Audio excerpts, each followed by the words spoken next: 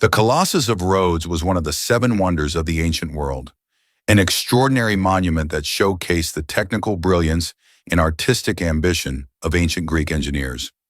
Standing an astonishing 33 meters tall, the height of an 11-story building, this gigantic bronze statue became a symbol of pride and identity for the people of Rhodes.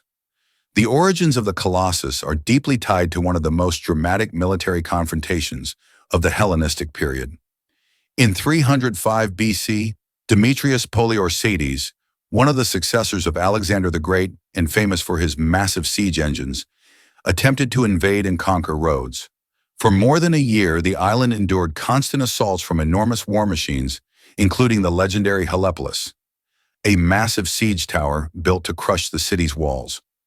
Despite the overwhelming force of the Macedonian attack, the Rhodians resisted with remarkable determination.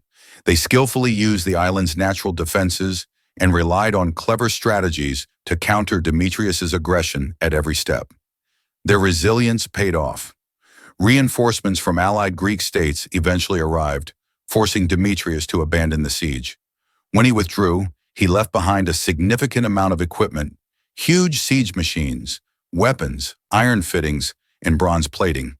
Instead of letting the remnants of war decay, the Rhodians saw an opportunity.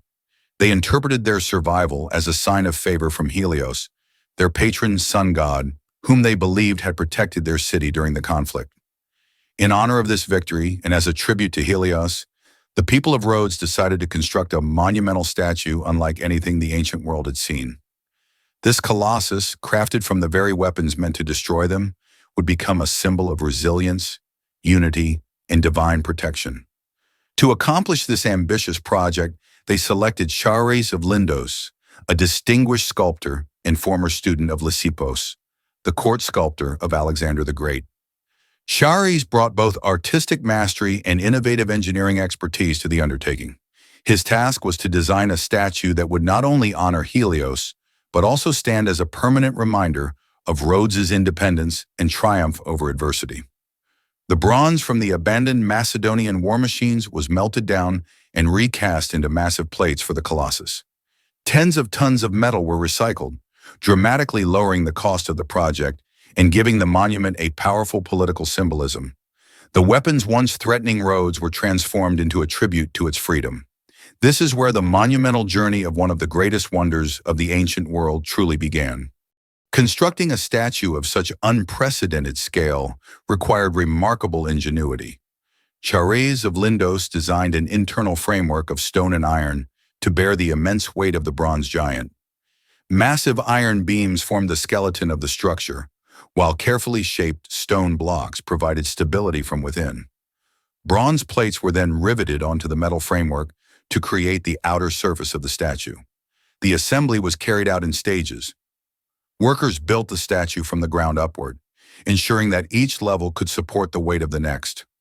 A sophisticated network of wooden scaffolds, ramps, and cranes allowed artisans to reach the higher portions safely. It took intense coordination and significant engineering skill to lift heavy bronze plates into position, especially given the limited technology of the time. The cultural and religious significance of the statue was equally important. Helios, the sun god, held a special place in Rhodian worship.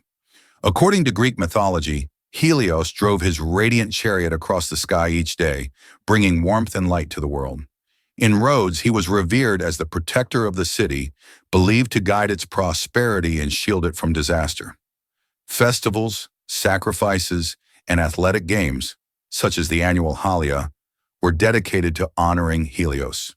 The Colossus was not simply a work of art. It was a physical embodiment of the people's devotion and gratitude. One of the most debated aspects of the Colossus is its original location. While popular imagery often shows the statue straddling the harbor entrance with ships passing beneath it, historians agree this is structurally impossible with ancient engineering. More credible theories suggest it stood either near the modern fort of St. Nicholas, overlooking the port, or on higher ground at the Acropolis of Rhodes, giving the statue supreme visibility across land and sea. Excavations in the early 20th century revealed large stone foundations near the Palace of the Grand Master, which some archaeologists speculate could belong to the Colossus. However, centuries of rebuilding have made definitive identification difficult. Regardless of its precise placement, one thing is certain: the statue's position was chosen strategically to maximize its impact.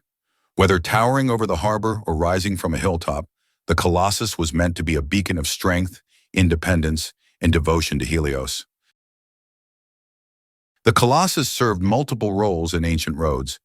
Beyond being a religious and political statement, it acted as a navigational landmark for sailors approaching the island, its massive bronze figure visible from miles away. Economically, it enhanced the status of Rhodes as a major trading hub by attracting merchants, travelers, and nobles eager to witness one of the world's greatest creations. For decades, the Colossus stood as a proud symbol of Rhodian ingenuity, until tragedy struck in 226 BC. A powerful earthquake hit the island, devastating infrastructure and shaking the foundations of the massive statue. Despite its internal iron and stone support, the sheer size and weight of the monument made it vulnerable to violent tremors. Cracks formed along the legs and torso.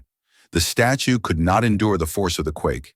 With a catastrophic collapse, the Colossus broke into several enormous sections that crashed onto the ground below. Surprisingly, the Rhodians chose not to rebuild it. According to ancient accounts, an oracle declared that Helios was displeased with the statue. Out of respect for their god, they left the remains untouched. For over 800 years, the fallen Colossus continued to attract visitors from across the ancient world. Even lying in ruins, the vast bronze pieces amazed travelers who wrote that each individual fragment was larger than a human being. The ruins remained until 654 AD, when invading Arab forces reportedly melted and sold the remnants as scrap metal. Though the physical statue was lost forever, its legacy endured. The Colossus of Rhodes left an influence far beyond its physical existence. Its sheer scale inspired countless artists, architects, and sculptors throughout history. The most iconic example is the Statue of Liberty, whose creator, Frederick Auguste Bartholdi, openly stated that he drew inspiration from the ancient Greek giant. In Western culture, the term Colossus became synonymous with greatness, power, and monumental scale. Literature, paintings, and historical narratives continued to evoke its memory for centuries. Even in modern tourism and archaeology, the mystery of the Colossus remains a powerful magnet. Today, though nothing remains of the original structure, the myth of the Colossus continues to shine. It stands as a symbol of courage, innovation, and resilience, a reminder of how a small island, threatened by war, transformed its greatest trial into one of humanity's most awe-inspiring masterpieces.